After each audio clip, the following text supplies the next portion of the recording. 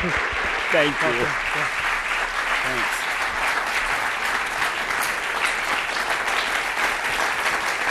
Thank you. You know, I think of Cambridge as being this very sophisticated place, but surely you had better things to do on a Friday night, really. I am delighted that I was your choice tonight. I'm just really very honored, and it's a special privilege to be introduced by Patrick.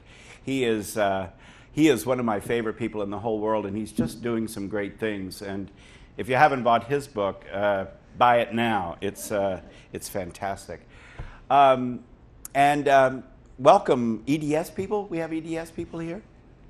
Yeah. Any Harvard Div people here? Yeah. Oh yeah. Okay. Well, I'm really pleased to be doing this book right now. I have to admit, I didn't have time to write a book. You know, I have this day job of running a diocese, at least till the end of this year when I retire.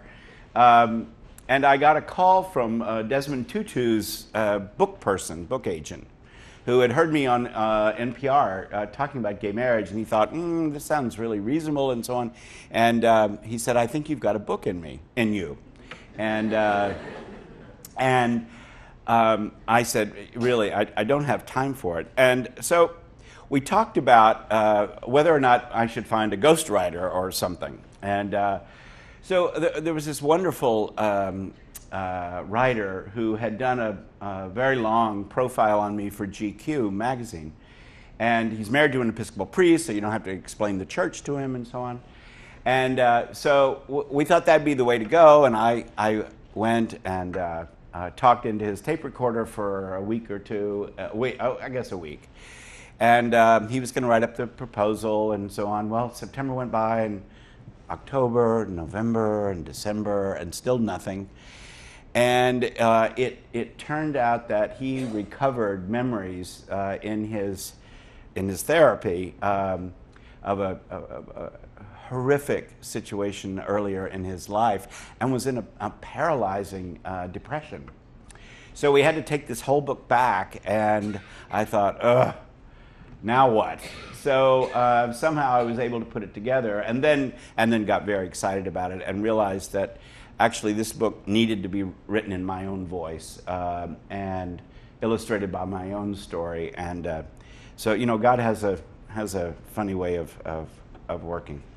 Let me just say a few things, and then I'm mostly interested in taking your questions, because a long time ago I gave up trying to figure out why people came to something, and then speak to this made-up motivation.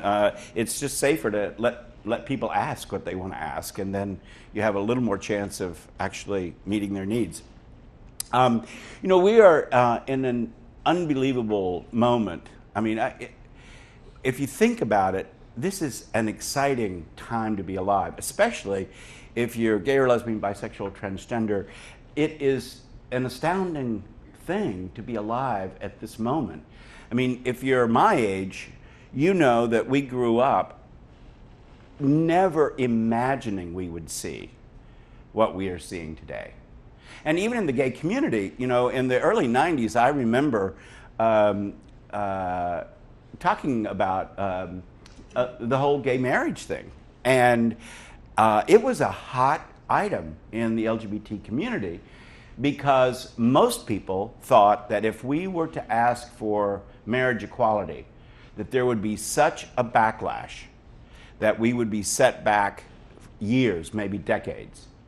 And the only person I can remember who was singing that song was Evan Wolfson, the head of the National Freedom to Marry Coalition.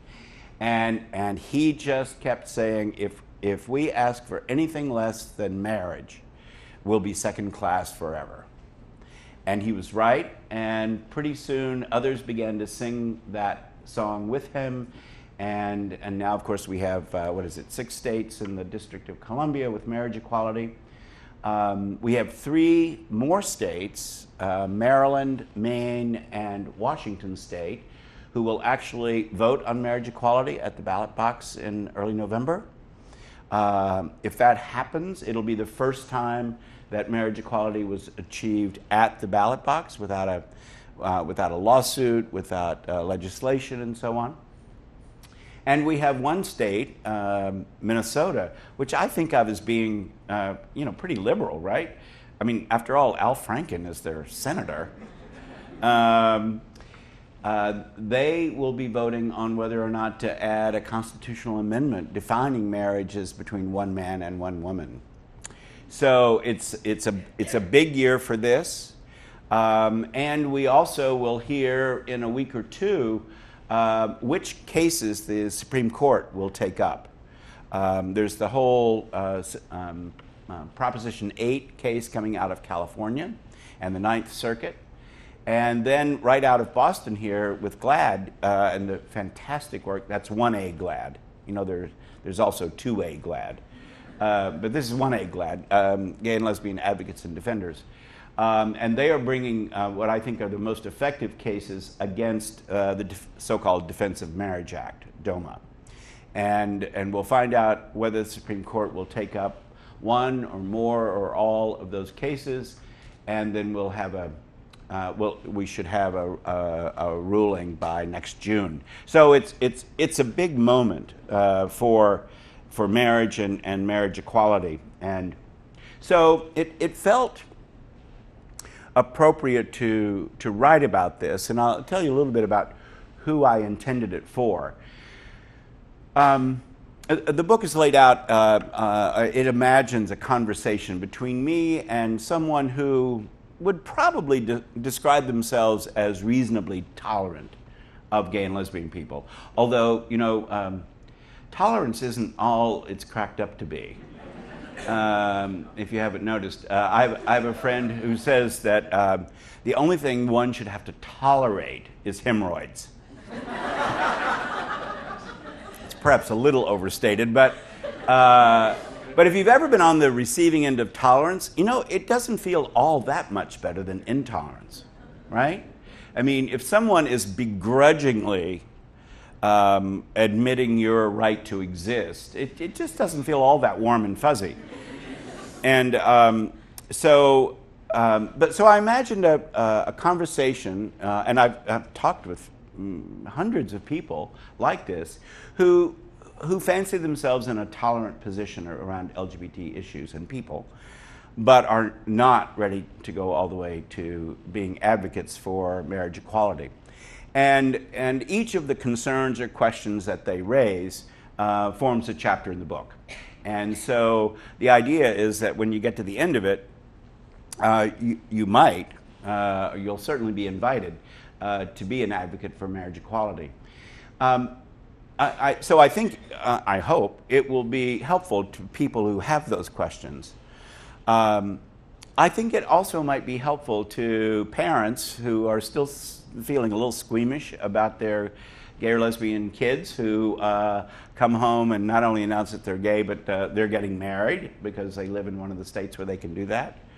Or you've got a niece or a nephew who's invited you to his or her wedding and you're just not sure how you feel about it.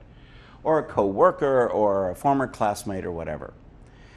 And I also hope that the book will sort of provide a script for those of us who are absolutely in favor, but sometimes struggle to find the right words to use sort of effective ways of talking people through the issues that gay marriage brings up. So I'm hoping that it will have a lot of different uses. While we have made unbelievable progress, let's also pause to remember that we've still got kids jumping off bridges, right? One of the things here in the Northeast, and God only knows in Cambridge, Massachusetts, that we live in a bubble here, and if you don't live on one of the the two coasts or in an urban area, you're very likely to experience the kind of attitudes that existed 50 years ago. And if you're a kid, and thank God